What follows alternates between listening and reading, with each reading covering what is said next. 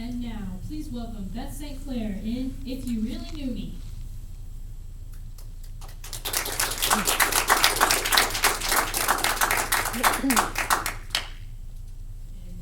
If you really knew me. Beth, it's time. I see you behind that tree. It's not Beth. I know it's you. Okay. All right. It is me. But here's the thing. I just have a favor. Can you look at the audience and tell me, do they have friendly faces or angry faces? And by angry, I mean, you know those people that just look angry even when they're not? Like Jack Nicholson. I mean, love the guy, but come on, he's got an angry face. Are there any Jacks in the crowd?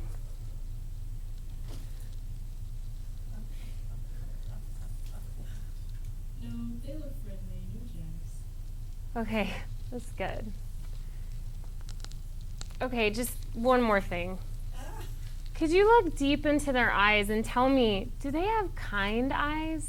Like, I don't know, my mom or Ryan Gosling. I mean, Ryan's eyes, they seem to say, hey girl, I've got a warm blanket and a fire. Like, what does that look like?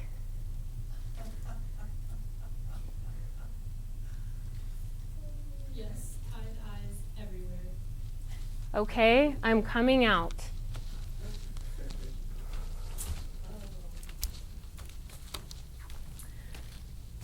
So when I was a senior in high school, I ran for student body president. And I took this campaign really seriously. I remember I had buttons made, you know, those little cute buttons, and I had t-shirts and posters, and I remember all of them said, Beth for president. Okay, looking back, that's probably not the most creative campaign slogan, but I thought keep it simple, straightforward. Well, I ran against this guy named Jared. Here's what you need to know about Jared. He's basically perfect. I remember he was captain of the football team and funny, smart, well-mannered. Jared. But I had some things going for me. I felt like I want to change the world and had a little student council experience. Okay, maybe not as exciting as what Jared had, but I felt like it was a start. So I remember election day rolled around, and my counselor called me into his office, and he says, Beth, I have the results. And I remember in that moment feeling like, God, I really want this. I really want to win. And he says, I'm sorry to tell you, but you've lost the election. Just as I'm feeling those waves of disappointment come over me, he adds, by just one vote.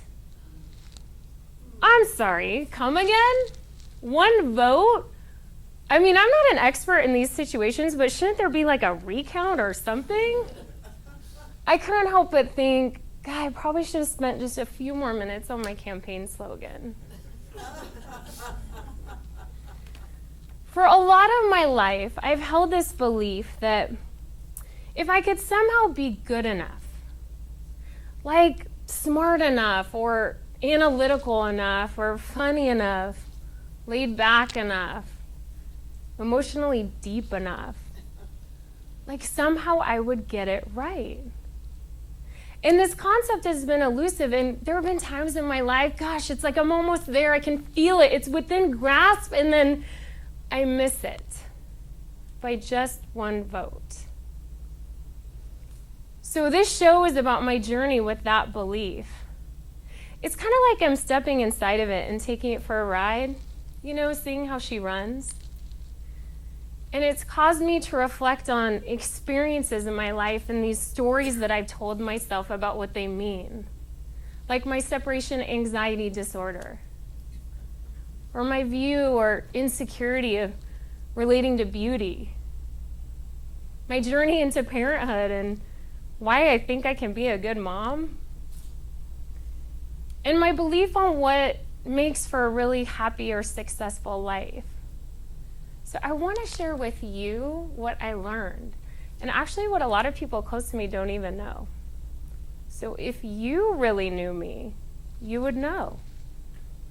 I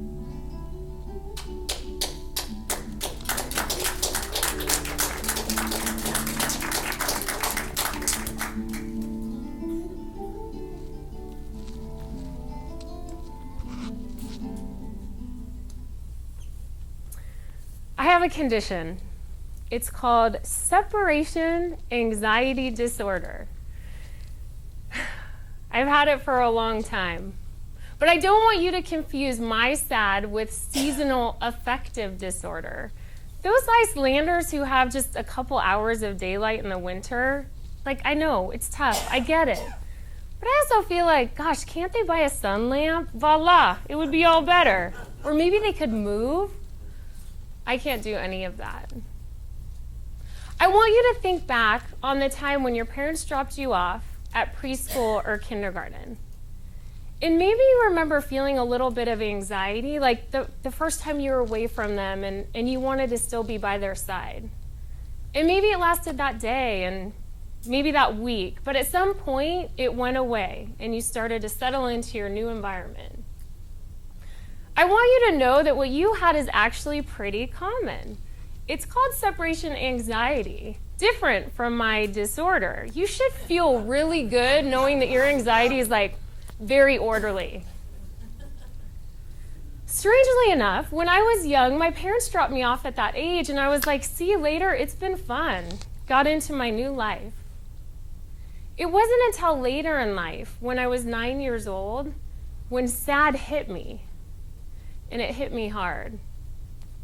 And maybe it's what you felt, but I imagine it was much worse because to me it was this, God, it was like this debilitating, gripping, paralyzing type of fear. And I remember it was difficult for me to make it through the day. I experienced those symptoms for most of that year, and actually a lot of the symptoms I still feel today. So let me tell you about my journey with SAD. It started with this fear that my entire family would die in a plane crash, and I wouldn't be with them. And in this fear scenario, it was so dramatic. I remember it was this huge commercial airline and hundreds of people, and it crashed into the ocean, and it was all over the news, and that's how I found out. But perhaps you can see the flaw in this scenario.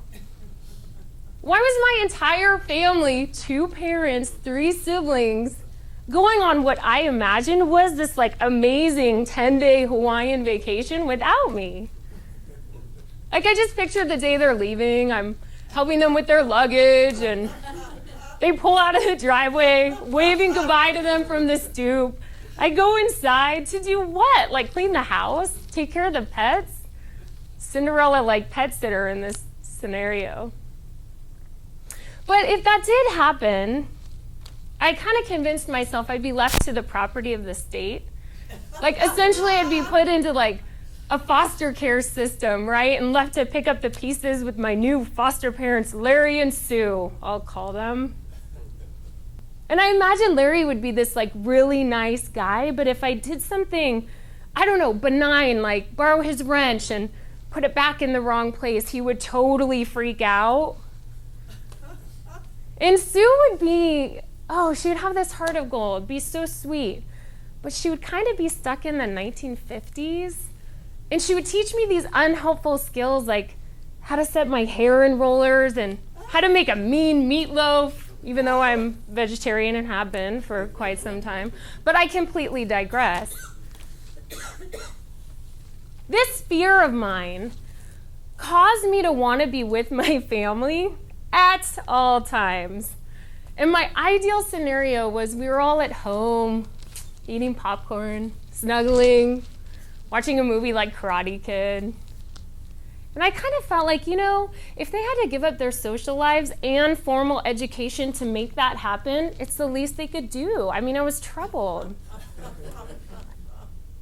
But really, for those moments, when we were together, I felt like my siblings and my friends at school, and gosh, at that time it felt like everyone else in the world, I felt normal. At one point during the SAD year, my parents decided to take me to a child psychiatrist. And looking back, this is somewhat interesting because they're not really the type to take advantage of therapy. Well, at least not like I have in my adult years, using it regularly to keep things fresh, like a toothbrush. But I also kind of felt like, they were trying to do all they could, and this was one next step for them to take. I was not happy about this decision. I had my circle of trust, and Dr. Psych, as I cleverly called him, he wasn't in it. But here's the interesting thing. Dr. Psych did not make me share my secret. That's right. We spent 10, 50-minute sessions in complete and total silence. Not one peep. I don't know about you, but I think that's crazy. Therapists get paid to talk. We did none of that. I kind of think we were playing games, right? But I think we were playing slightly different ones. My game was, how can I say the very least using whatever means possible? So my tactics, one of them included staring straight at the ground for 50 minutes straight, no eye contact. I was a pretty stubborn child. That actually worked really well for me. And trying not to breathe. Well, of course, I had to breathe, but I tried not to breathe loudly for fear that Dr. Psych would interpret that as, some invitation to engage me in dialogue. What was that, Beth? What did you say? Nothing, Dr. Psych. I just took a breath. I didn't say anything. Dr. Psych was also playing a game, and his game was, how can I make the most amount of money by doing the very least amount of work? His tactics, arguably slightly more creative than mine, included telling my parents that sessions were going great but more were needed, and smiling incessantly. I don't know, it was a close call, but in the end, I think I won. And I think I won largely because I kept my secret safe. Like in my mind to him, I was still this normal girl. I didn't share this big awful secret. So as that year continued, SAD started to fall into this kind of predictable pattern, right? And it was like I was this drug addict and my parents were my dealers. And whenever I needed that hit of love and reassurance, they had to make themselves available to me, right? But thinking back, this was pre-iPhone, pre-technology age. So I remember we had to figure out the times in the day that I would reach out to them, and my mom had to be home, or my dad had to make himself available at work. My dad is a doctor. I just remember how busy the guy was, working all of the time. He had back-to-back patients, emergency calls, yet he would still find a few moments when I needed him to comfort me and reassure me. It's pretty amazing. I remember one afternoon, I was in my second floor classroom and I came down the stairwell, and under the stairwell was the payphone. I knew it pretty well at that point. And I pick it up and I dial my home number for probably the third time that day. And my mom picks up. And I remember going into this rant about, gosh, it'd be so advantageous if, she just picked me up from school. I could drop out. I could help her around the house. It would be great. And she stops me and she says, Beth, you're okay. Everything is going to be fine. And we love you very much. And there's no judgment. There's no anger in her voice. Hang up the phone. Huge sigh of relief. Man, that was just the hit that I needed. But as any good addict knows, it only lasts so long and then you need another. And that cycle of addiction for me went on for that whole year. As I got into my 20s, I started to realize that SAD wasn't this passing thing. At that point, it had been with me for 10 years already. And sometimes it hits me now as hard as when I was 9, mainly during times of transition in my life. I remember when my dad dropped me off at college and I I was trying out for the soccer team early, and he takes me to the grocery store to load me up. And I remember breaking down in the middle of the cereal aisle because I knew in moments I would need to say goodbye to him. Or when I moved my life from California to Washington, D.C. to start my career, I remember that whole first year feeling like I did when I was 9, like untethered, like I would float off at any moment. I don't know if there's a cure. For sure, I haven't found one, but I have found some things that help me. And one of them is improvisational comedy. I know, it's strange, right? It's this art form where you're on stage making stuff up. Wouldn't that create more anxiety for you? There is that a little bit, but for me, I notice when I'm on stage, it's like I'm forced to be present. I'm forced to be in the moment. And when I am, it's like sad lessens its grip on me. It's like there's no room for it. I've also come to realize that sad is this gift in my life.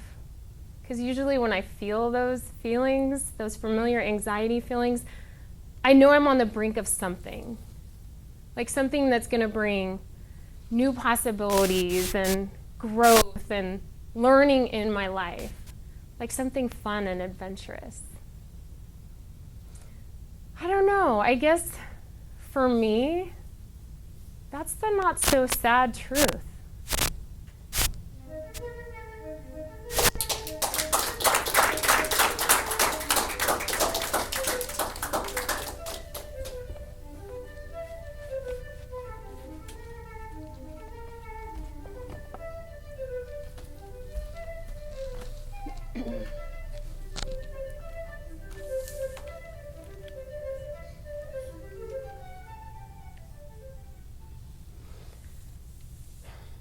Okay, so people have paid me compliments on my physical beauty in my life. They've said things like, "Oh, you have good lips." Okay. They've said, "Oh, you're a good height or a good weight." Okay, I kind of can get that. But then they say other things that I don't really understand, like, "Oh, you have good proportions." I don't know. What does that mean? Like my butt's in the right place and it looks okay with my boobs? A friend of mine told me once, "Oh, you have good ankles."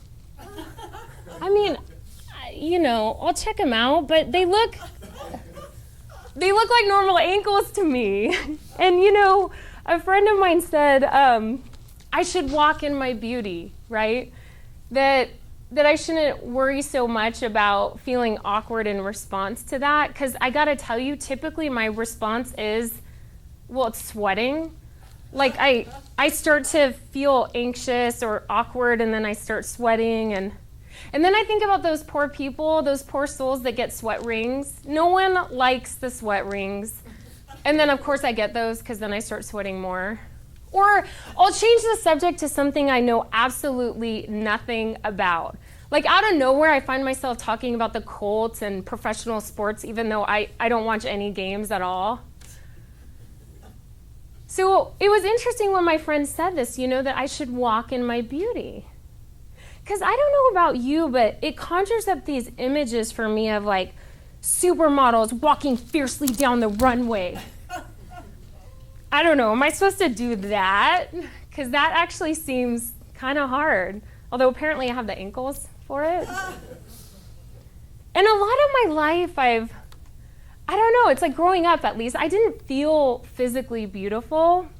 I had my front teeth knocked out when I was really young. And they couldn't put on permanent material until, I don't know, my gums matured. So I had this temporary material that would chip off like every other week. So at any given point in time, you'd be like, "Hi, Beth," and I'd smile with a big old piece missing out of my front tooth. And I remember I had this coarse, curly, unruly, difficult to fix hair.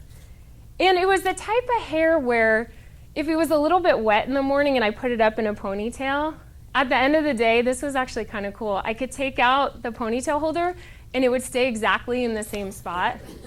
Like it defied all laws of gravity. I was always jealous of those women in the Pantene commercials. You know, the ones I'm talking about? They had, okay, it was computer generated, but it was like long, silky hair. I always wanted that. You may not be able to tell by looking at it now, but I blow dry it straight so it looks like this. But before the baby, I got these chemical straighteners, and then I read this article that the chemicals are bad for the baby's brain. And I was thinking, you know, life is hard. I should give the kid like a good starting point, so I stopped doing that. I know, Mother of the Year. Growing up, my mom had these professional photos taken of my siblings and me. And she invested a lot in raising us, and I feel like it was her way of saying, world, check out my kids, they're great. And these photos are actually still in frames all around the house where I grew up. And I remember she would take special care in picking out just the right outfit for these photos that in my mind would inevitably say something to the world. Like I remember one year we did this Gap look and we wore these crisp white shirts and jean shorts, and kind of feel like if those photos could talk, they'd say something like, we're sporty and fun. Let's play badminton and grab a grape Slurpee after. It's going to be such a good day. And then I remember this other year we did, it was more of a formal look. So my brothers were in tuxedos, and my sister and I were in these, remember they were these beautiful pink and lace dresses. And I feel like if those photos could talk, they'd be a little bit more 007. Like, hey, we're mysterious, yet in control. Get on the back of my bike, babe. No, not that motorcycle, the Schwinn. I'm going to take you to this place where we can see all of Orange County. Grab the Cheetos and let's ride. I don't know if you guys have seen that website, Awkward Family Photos. There's like a decent chance that we're on there. But you know, I loved dressing up. Like to me, it was so fun to take on these personas, but what I dreaded was fixing my hair because I could never make it look right for these pictures. 2 hours before my siblings would start getting ready, I would turn our bathroom into a hair lab. Like I remember there was mousse and hairspray and gel and like cords and straighteners and blow dryers, all of it just to make my hair look normal for these photos.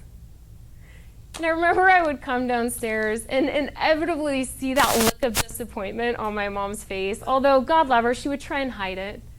And she would say helpful things like, oh, just try maybe fluffing your bangs or maybe try pinning it up a little bit. Nothing worked. And then my sister would come downstairs and her hair would look perfect. And she had curly hair too. I didn't understand it. It was like her curls seemed to say, how can we help you? My curls were like, no, I don't think so, no. I said no. I've been watching that new show on Netflix, Orange is the New Black. It's about a woman in prison. And it's convinced me that I had bad hair karma. Like growing up, I was essentially Porn Stash, who's the prison guard in that. And my curls were the inmates, and I didn't treat them very well. And in this life, they were going to even the score, man. I often thought I should just cut it all off, like just start fresh. This actually happened, albeit by accident. I remember my mom took me to Supercuts. And if you don't know Supercuts, I like to equate it to be kind of like the McDonald's of hair salons, right? Like fast, cheap, easy, quality, like totally questionable. But I remember I closed my eyes to relax, and I opened them up to see all of my hair on the floor. My hair was probably going in, it was the length it is now, and I couldn't grab anything in the back. You know that Annie Lennox video? Sweet dreams are made of these. Yeah, well, my hair was that short. It wasn't red like she had it, but it was that short.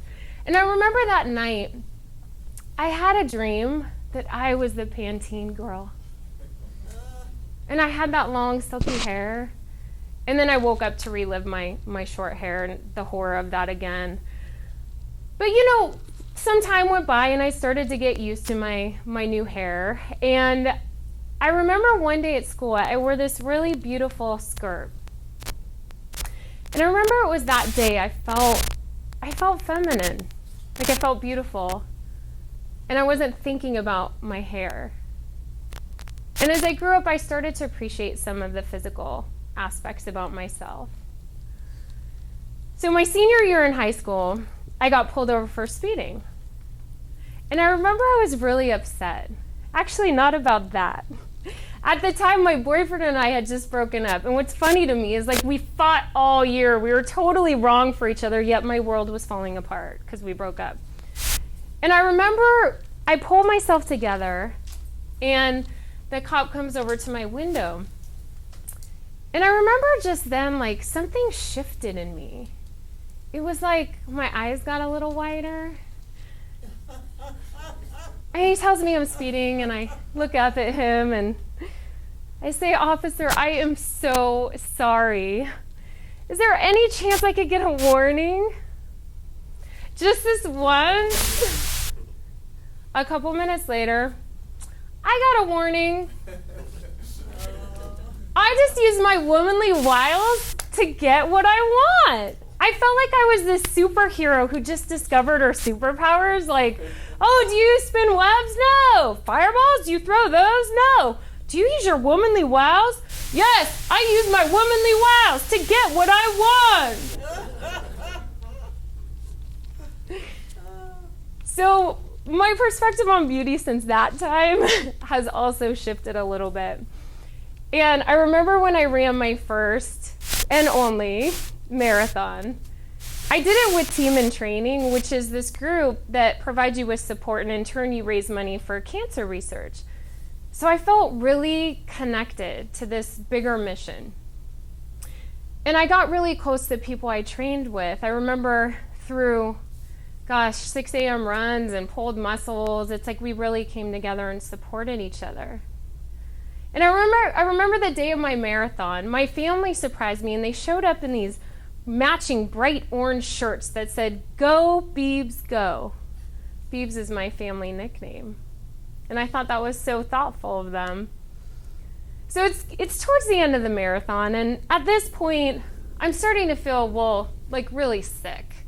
Like I know I'm going to be sick. And I crossed the finish line, and looking back, this is funny. I remember there were trash cans lining the finish line, like ready for me at any point. For some reason in my mind, it was appropriate to throw up in the medical tent trash can, which was further away, so I kept running, and I got sick, and I remember then I found my family. And smiling, like totally sweaty, surrounded by them, I never felt more beautiful. And I guess when I think about what makes people in my life beautiful to me, it's like they're living their lives from this place of authenticity and alignment. It's like they figured it out. They know who they are and they accept who they are. Not only that, but it's like they figured out what they're good at, and it's like they're bringing it. They're bringing that, not just here and there, but every day. Those people give off this huge light. I just want to soak in it. So the day of my marathon, I got what it meant to walk in my beauty. Because I did it easily, confidently, with this huge smile. Okay, and a little bit of dried vomit on my face.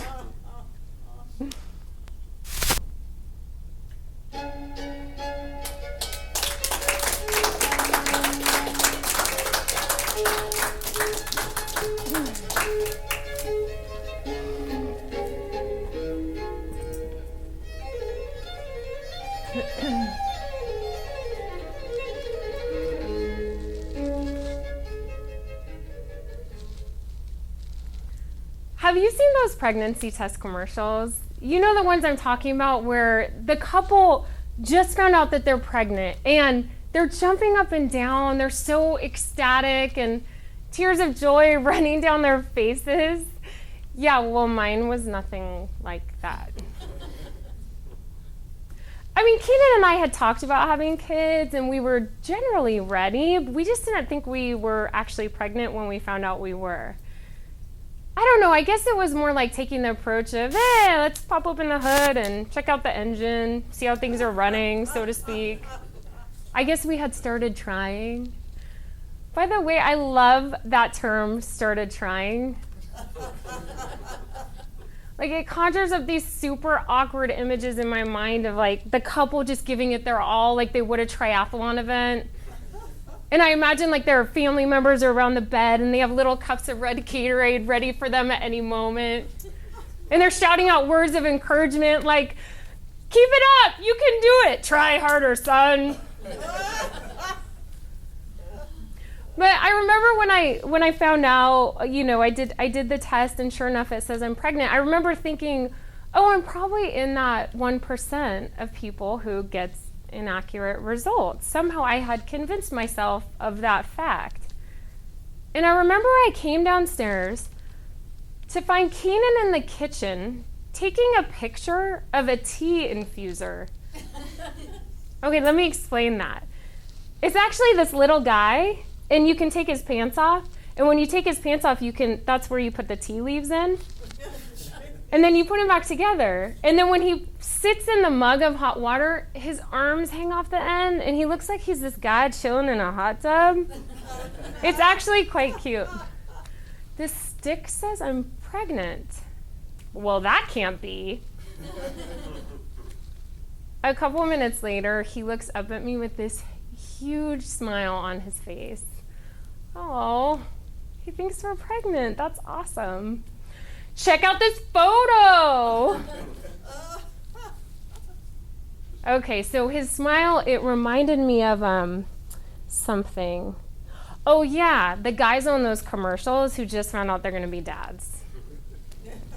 So things never happen as we expect, and I feel like our journey into parenthood has been probably no different.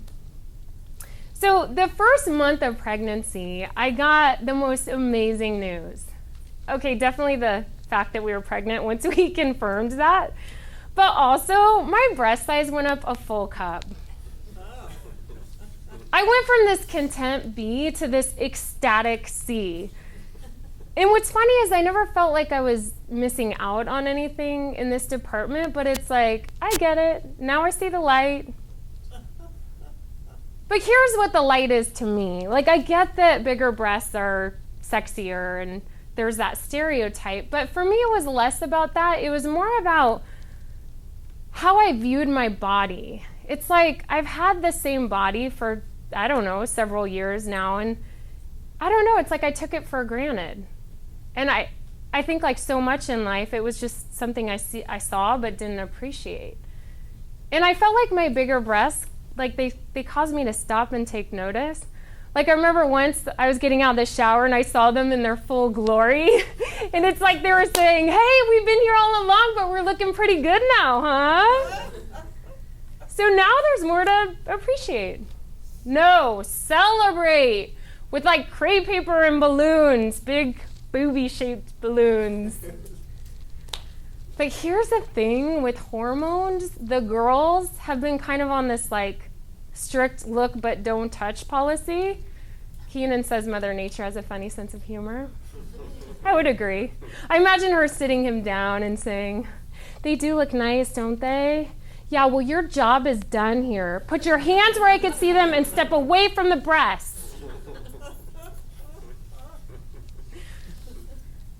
In addition to sort of that physical change, of course, there's also the change of the belly growing. And for me, there's been this awkward phase where, I don't know, your body looks different, you're starting to like look bigger, but it's not obvious that you're pregnant. And I would think that people were like going through this list of reasons why my body has changed, even if they weren't. Like if I hadn't seen people in a while and they paused for just a minute, I would imagine they were saying things like, oh, maybe she's back on carbs. Do you think so? Or maybe she's just let herself go a little bit. I couldn't stand it. For some reason, it made me feel insecure. So I had a strategy for this. It was to preemptively tell anyone and everyone that I was pregnant. I remember once in a client meeting, like it was all these new clients, and I kick off the meeting by saying, "Hey guys, I'm pregnant, having a baby in November. Does anyone have the agenda?" Okay, so I didn't pick like the ideal place and time to share that news, but like I could deal with that awkwardness more than the other one. I don't know, when people say, okay, you're supposed to somehow feel emotionally connected to your baby, maybe even as early as day one. But I don't know about you. I'm someone who really loves like the real and the tangible, like things I can see and touch. So it's felt a little conceptual for me. And my friend said, well, wait till your 12-week ultrasound. You'll see the baby. It'll change everything. Okay, for sure, that was really cool to see the baby, but it's still forming. At that point, it's pretty early. And I remember Keenan and the technician, like having the time of their lives, like pointing out all the little parts, like, oh, there's the head and the toe and the stomach. And I'm sitting there thinking, I don't see it. Like that butt you say, I think that's a head. So for me, it was more of, I don't know, at that point, it was kind of this amorphous blob of cells, but maybe subconsciously we were still getting attached to it. I also tried talking to the baby, and I had this notion that I was going to say something profound and meaningful. This is a really big life change for me. Instead, I would say things like, I'm going to go get gas now, baby. Eggplant parmesan sounds so good for dinner. What do you think? You're going to get some of that? Or, are they ever going to put season 2 of Girls on Netflix? Like, is that something they're thinking about doing just at all? What do you think, baby? But all Keenan would ever say is, hi, baby. Hi, baby. Hi, baby. They're still working on their connection a little bit. So today I'm 36 years old. See if you guys can help me with my math. When the baby is 6 weeks, I'll turn 37. So when the baby is 20, I'll be 57. And if the baby decides to have his own baby when he's 36, I'll be a grandmother for the first time at 72 years old. I know, it seems a little old, right? But I don't regret it. I don't regret starting my family at this point. I feel like I've had, 36 good years to get to know myself. And I view this as a continuation of that process. To like bust open a little bit and let go of control and be more vulnerable. And in that spirit, I've written a poem for my baby. So it's not a haiku or a sonnet or a limerick. Actually, I really love all of those. I just wasn't sure how to write them. So this is more of like a regular old poem that tries to convey a little something about how I feel about the baby joining us. I call it the birth of love.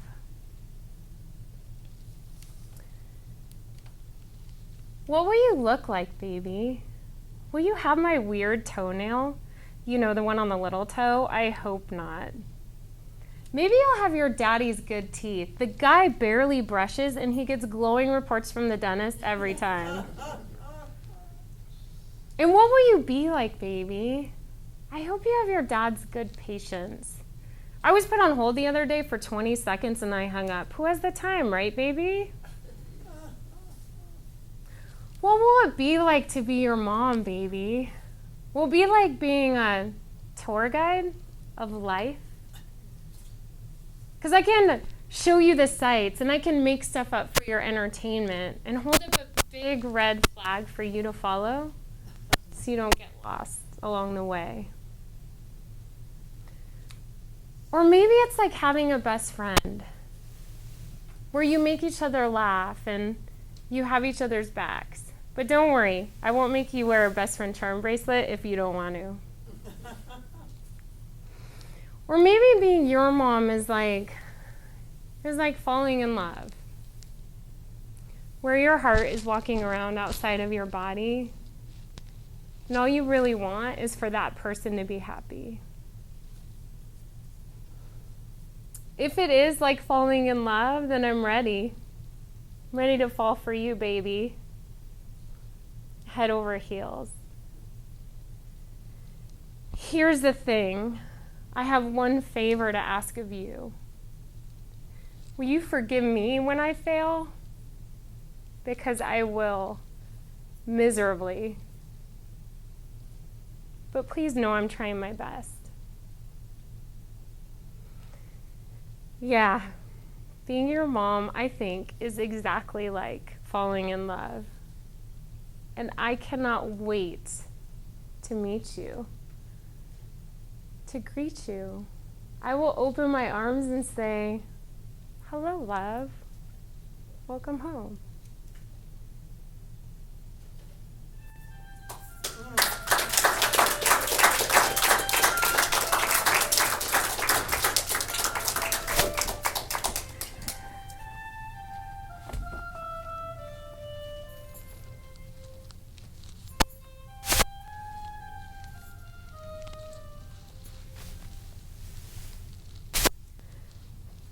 A friend of mine said to me, we are human beings, not human doings.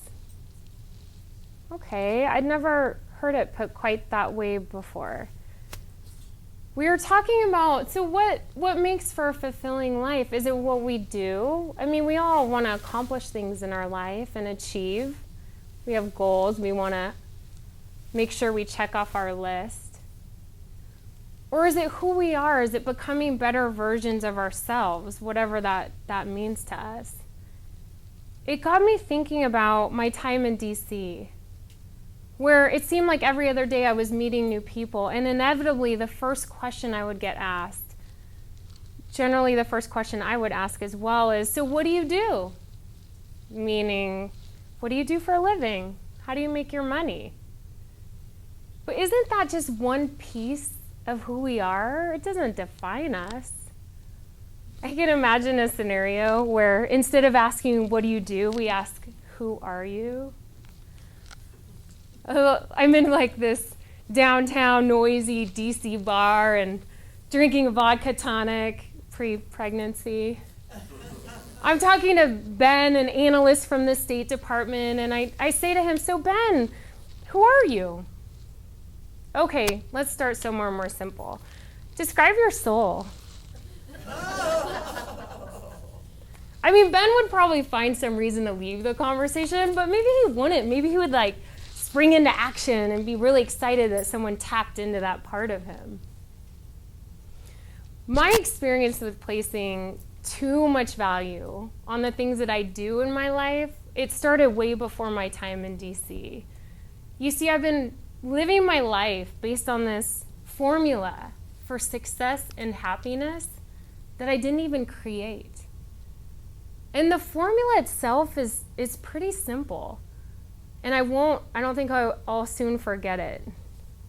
Kind of like the live birthing videos I've been watching lately, they like stick in your head. But here it is. It starts in high school. You want to get really great grades in high school because that's going to get you into a solid college. Preferably Ivy League or one that has a great reputation. After college, you want to join up. You'll join up with like a Fortune 100 or Fortune 500 company because they are solid organizations, and you'll move up and do really well. And at some point, you want to think about going back to grad school. Business school is a really great option. It'll set you up well. And then you want to get another good job and continue to move up. Okay, well, if that's the formula, like who or what planted that seed in my brain? How did it get there? Well, my therapist friends would say, it's your birth order. I'm like, what? Your birth order. I guess in my head, my therapist friends are Katharine Hepburn or have her accent. But I think what they're trying to say is, you know, parents of firstborn children, research shows that, you know, parents dictate the world. Like, they tell them exactly how the world works. But With second children, like myself, they don't do that. I don't know, they probably get busy, right? They have 2 kids at that point. But second children are left to sort of figure it out. It's like they observe the world around them and internalize it and draw conclusions based on that. So if I think about it, that formula I mentioned, it was probably prevalent thinking the time I was growing up. I don't know, maybe I got it from my parents or school or my friends. Regardless of the origins, though, I was the diligent gardener who watered that belief. I made it grow. Like I told myself, no, I convinced myself that unless I was achieving it, somehow I wasn't worthy. I actually sacrificed for it. I sacrificed my integrity and my emotional well-being, my physical well-being. Like I did all of that. I want to give you just a few snapshots of the price I've paid for subconsciously being this human doing.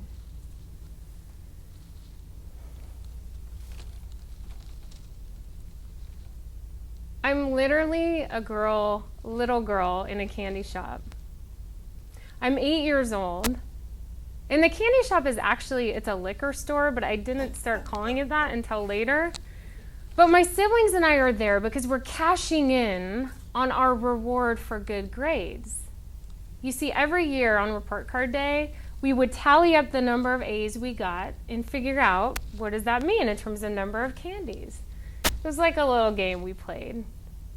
And I remember I didn't go for the chocolate candy. I loved the sour candy, the kind that made my face scrunch up and my head explode. It's like, that's what I was after. I guess I was a little bit intense. But that candy wasn't as good, I remember, as the validation I received from getting the good grade. I remember earlier that day I had my unopened report card in my hand. And I busted through our front door and I ran upstairs and I ran in my room and I shut the door. And I remember I slowly pulled out the report card and I looked down. All A's. You see, even at that young age, like those grades, they had the power to not just inform me, but define me.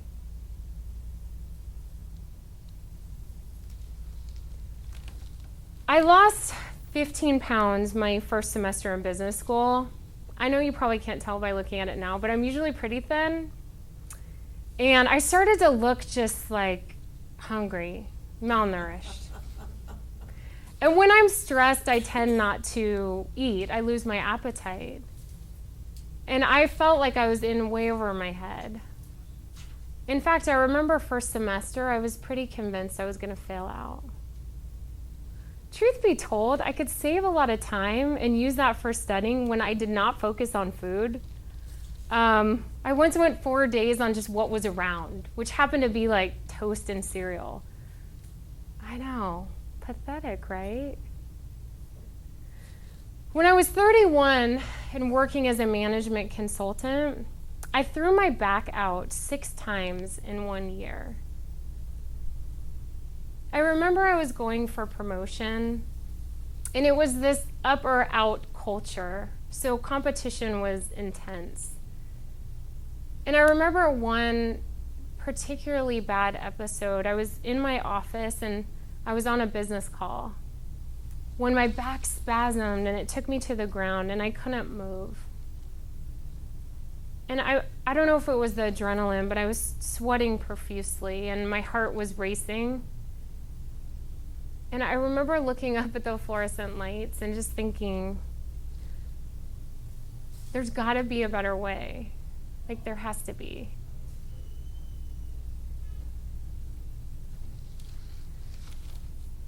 I have something that I need to tell you. I'm in my bedroom with my fiance. I just moved my entire life from Washington, D.C. to Indiana to be with him. I trusted him implicitly, but I was ashamed and just couldn't quite find the words. I mean, I don't know if it'll change how you feel about me or how you view me. Maybe how you love me. I'm sure whatever it is, we'll work it out.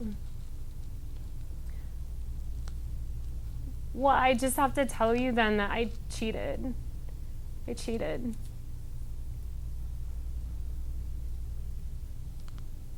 A lot of you are probably thinking I had an affair and maybe it was this moment of passion and I didn't love him and it wouldn't happen again. That's actually not the cheating that I did. I cheated on a calculus test my freshman year of college. I know, ridiculous, right? And I got caught, and I got an F in the class. And I remember when it happened, it was like this moment of panic. Like I felt panicked. I wasn't going to achieve that formula. Like I was going to fail. And it is ridiculous. In the big scheme of my life, like this is recoverable, right? But then why did I carry it around like it was the scarlet letter for 18 years? Only first telling someone last year? Like I was that ashamed. Yeah, so a lot of my life I've been living out that formula, right? Pretty limited formula for success and happiness. But today, I don't know, today's different. Today I feel awake. And you know that type of awake where you have this dream and it's so vivid, it wakes you up in the middle of the night and your blood is pumping and you feel like your senses are on alert and you just feel ready. I feel that type of awake. And it's awake to the truth that my only job is being human. And as someone who's being human, I don't need to accomplish anything or do anything. It's just enough that I'm here. And there's no end goal. There's no like line I need to cross, finish line.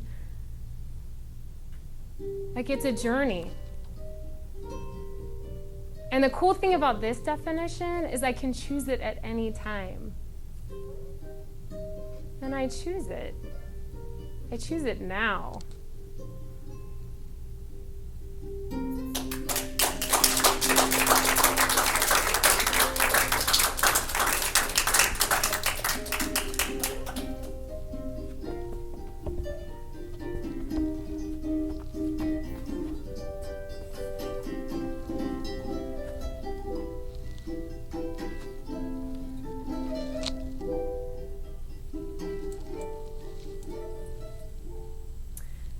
About a year ago, I had the idea to do this show. And I remember at that time, I didn't know what I was going to talk about. I didn't know how to pull something like this together. I guess you could say I had like zero vision.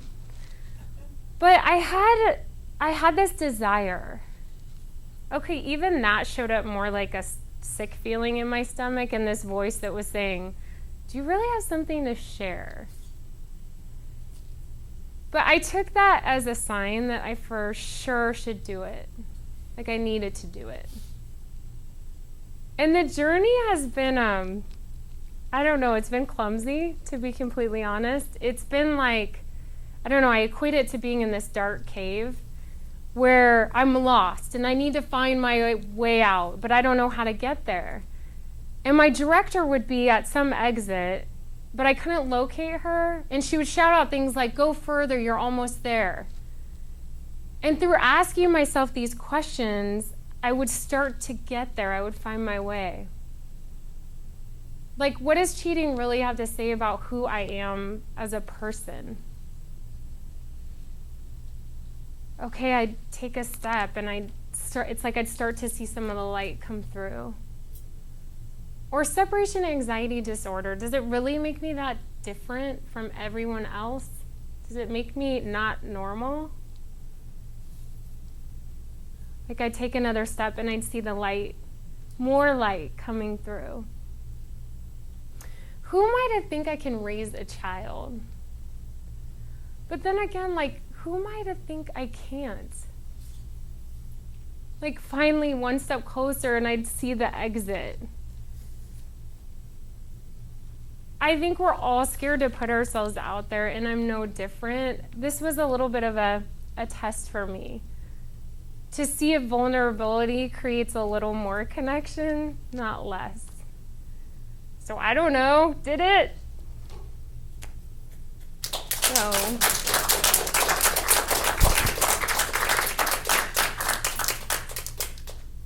thank you. I think if you put yourself out there, people will catch you. Whether you just met or if you're best friends or strangers. I don't know, I do believe we look out for each other, and isn't that what we're meant to do? Humans being here for each other. I don't know, isn't that what it's really all about?